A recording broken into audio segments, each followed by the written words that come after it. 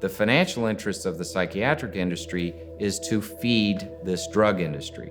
And the drug industry's financial interest is to come up with the agents to feed the psychiatric industry. The psychiatric industry then is endlessly engaged in identifying new disorders, which can then be treated with psychiatric drugs. Now, psychiatric drugs are the primary drugs that are consumed in America. 1 in 5 people, I believe, if not even higher than that, is on some sort of psychoactive drug in the United States.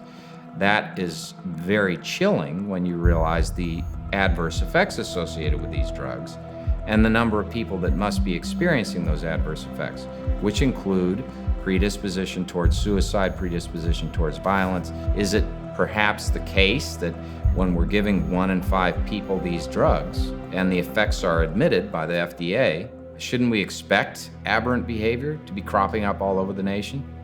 It's striking that there isn't outrage in the government and in the medical community over the fact that over a majority of those who have committed these school shootings have been on drugs, psychiatric drugs. And these psychiatric drugs are the very ones that the FDA admits increase the risk of suicide and violent behavior.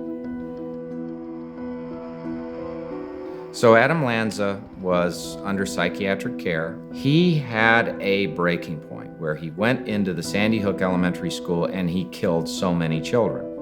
Now, some say he went off his meds, some say he stayed on his meds. There's a strong public interest because we're talking about kids who appear to have problems of one kind or another, but there is no pattern in the sense of them having a clear connection. Well, maybe the pattern is in the drugs they're being given. When we got involved on behalf of a group there that was interested in finding out the cause, we suddenly discovered that the coroner's office would not release any information that was of any significance.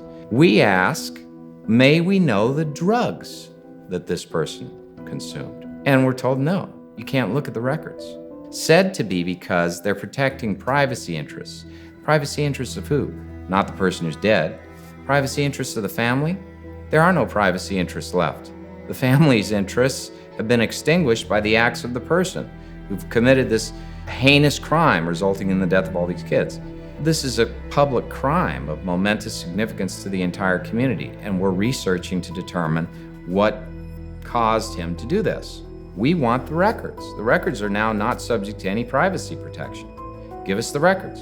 We won't give you the records. So we sued the state and we sued the coroner's office and we asked them to produce the records. During the course of that proceeding, statements were made that were rather shocking. The Assistant Attorney General in the Lanza case argued to the administrative law judge that it would be harmful to the public to allow the information about Lanza out because it might cause people to not take their psychiatric medication. And that kind of argument is ridiculous. We don't deprive people of access to information. We defend their First Amendment right to access to information, and we depend upon them to decide what's in their own best interest. But against that is this huge financial interest of both the psychiatric community and the drug industry. If this did not exist, if there wasn't this huge lobbying presence, I strongly suspect that the coroner's offices would release the information to the public. I strongly suspect that there would be a thorough investigation on the state and national level.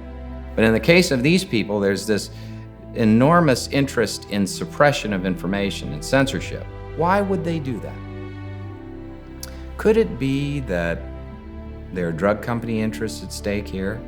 That if America were to discover that the majority of these kids committing these acts were on these drugs, and that these drugs have these adverse effects associated with them of increased suicide risk, of increased violent behavior, that they might think we ought to revisit this issue of whether we ought to give kids these drugs?